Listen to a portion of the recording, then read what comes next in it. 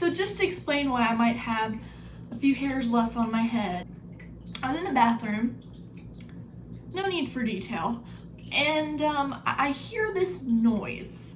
It sounds like, you know in flames, when something bursts into flames and you just hear, yeah, that noise? Well, I hear that and my mom starts screaming. I ran out there with no glasses on, so I couldn't see anything. And I think, oh Lord, if I round the corner and I see flames shooting out of our kitchen, because I honestly thought that our gas stove had caught on fire because of the noise and because I think at the moment that the adrenaline hit, like I felt hot. And so I thought just this massive fire had somehow erupted.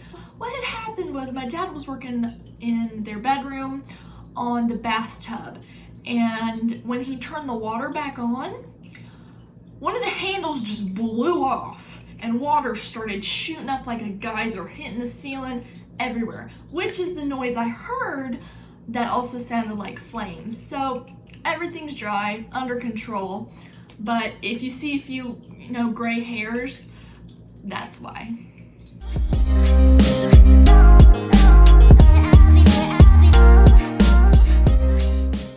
Hey guys, and welcome back to another video.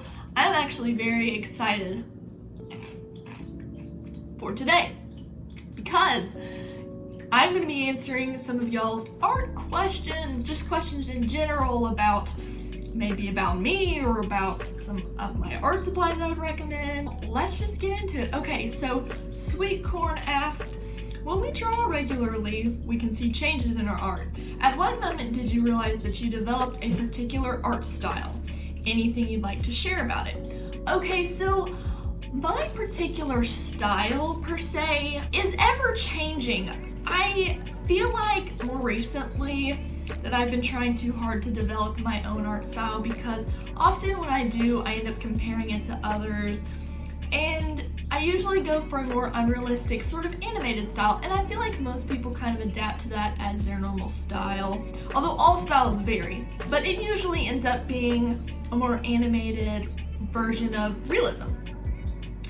And that's what mine has been. My style has changed so much, and I think it also will change depending on the people you watch, because your brain just sees people's art and thinks, hey, I want to try and draw like that, and so then your style changes, which isn't a bad thing because your style is unique to you. I mean, it really doesn't matter. But I feel like recently I've been struggling with just my style, and I feel like I'm going to go a little more realistic. I think your style should be what you're comfortable with. So for me, I'm actually more comfortable with realism. So I'm trying to, even though my style is still more animated, I'm going to start taking it and making it a little more realistic. A little more realistic than I usually do. And you never know, maybe it'll change. Maybe after I've posted this video, I've decided I'm gonna change my style again. It just happens, styles are ever changing, so that's an excellent question. How old were you when you first got into art? Okay, I've been drawing ever since I could walk and recognize that I was alive, so pretty much the age that I actually wanted to get better at drawing would have been at age 9. One day I was watching some YouTube videos and it pulled up just some My Little Pony tutorials, just very simple. It was a channel that made them for kids, and so I just started kind of drawing, and I realized, you know what, I need to start getting better at drawing. And so that's what happened. When I hit age 9, I just started drawing. So when people tell me, how do you draw this well? Honey, it did not happen overnight. It did not happen overnight. It took years. I mean, 6 to 7 years to be where I am now. It took a long time, so don't pressure yourself. I think if you stop making YouTube videos, your art would improve or get worse. I'm not sure. I feel like having this YouTube channel has just really improved my art, and that may seem crazy to some of you, but ever since I've started, I have had a motivation to keep drawing. And ever since I've started my channel, I've noticed a really big difference in just my artistic skill. I've definitely gotten better because I've been motivated, because I tell myself I need to post this or that, and then I draw every live stream. I'm now up to 30 something live streams, and I'm drawing in almost every single one of them. So that's almost 30 pieces of artwork that I've done that I probably wouldn't have done if I didn't have my channel, on top of everything else. How often do you make art off camera? Not very often. Usually I'll make art off camera if I just want to chill, which is usually on Saturday. But for the most part, I don't draw a whole lot off camera, at least not right now. I feel like at some point in time, I'm gonna just get on this art kick and I'm just gonna be drawing. But for right now, I usually just draw for my channel. Was there a person that got you into art? Okay, my grandparents did actually. They gave me a book of how to draw little ponies, just like little animated ponies. It was just a very simple how to draw book, and the cool thing is I actually still have it. I could get rid of it. I've thought about it because obviously I'm above that drawing skill now. But I really just keep it for kind of personal reasons. It's just kind of nostalgic to flip through it and to look at it. It's just kind of cool piece to have because it's really what triggered my wanting to learn to draw, was that book. So it was really neat. What's your favorite medium to use? Right now, I believe it would have to be colored pencils. It's just so fun to make realism with colored pencils. I love it. Have you ever ordered an art box? No, I haven't. And they look so cool, but I don't really have the money for that right now. But I really think it would be cool. I've thought about reaching out to some art companies to maybe ask them if they'd send me a subscription box, but I haven't done that yet. So maybe I'll do that sometime in the future. How do you keep Procreate so organized? Mine is such a mess. Okay, so what you're gonna wanna do to keep Procreate organized, because there are ways that you can drag them into little categories. You can actually make categories and sort of little folders inside the app. I'll show you real quick. As you can see right now, it's not very organized, but if you look right here, you can see there are more than one artwork right there. So how you're gonna wanna do this is first you're gonna wanna figure out which art pieces you wanna go together. Let's say I want this one to go with the frog. So you press, hold, drag it over until it lights up a faint blue and let it go. And then it's gonna start this art stack. And if you wanna add another one, drag it, hold it over until it takes you in and drop it. And that's just how easy it is. Now I've created another stack. And you can actually name the stack as well. So, you know, look, you can name the stack. And that is just how easy it is. How do you store your art supplies and keep them looking neat? Okay, so I got these super cheap little silicone bins. I think they're silicone, they're plastic or something. I got these little bins at Walmart. I think I got a pack of 3 for maybe $5 or $6. These little things are amazing. They're gray and they're super tiny. They're flexible, as you can see, so they're made of some kind of silicone or plastic. But right now I have tissues in here, but these are where I keep my highlighters, and I have about 4 or 5 of these, and I have a very small shelf under my desk where I just line them up. So if I need it, I pull it out and get whatever I need. So I love these little things. And then apart from that, I just have some drawers in my desk that I kind of keep organized using little boxes such as this. So I would recommend, if you do not have any and you have a Walmart near you or whatever other store you have in your area, I'd recommend going and trying to find one of those little tiny boxes. They're awesome and they'll go pretty much anywhere because they're so small, but they are great for organizing. What are your favorite art supplies that you use? Probably colored pencils and Ohuhu markers. I like the Castell Arts colored pencils and the Faber-Castell polychromos. How do I get inspiration when I'm in my art block? I would recommend just scrolling Pinterest. There are so many other ways you can get rid of art block, and I know I made a video on it, but I would recommend just getting Pinterest and scrolling it.